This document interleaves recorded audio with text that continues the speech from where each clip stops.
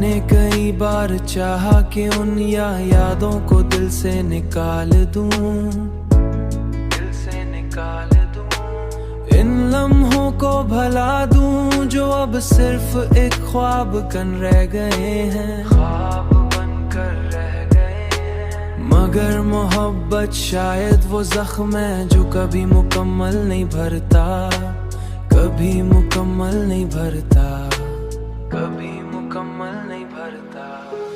बल्कि वक्त के साथ और गहरा होता जाता है तुम्हारी आंखों की वो खामोश चमक आज भी मेरे दिल के अंधेरों को रोशन कर देती है, मेरे दिल के अंधेरों को रोशन कर देती है।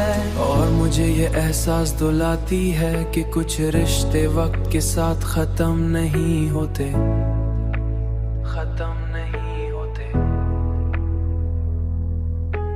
बल्कि यादों की सूरत में हमेशा जिंदा रहते हैं। मैं जब भी तन्हा होता हूँ तो तुम्हारी बातें मेरे आस पास गूंजने लगती हैं, जैसे तुम आज भी कहीं करीब हो और मैं तुम्हें करीब हो, और मैं तुम्हें छू सकता हूँ, और मैं तुम्हें छू सकता हूँ।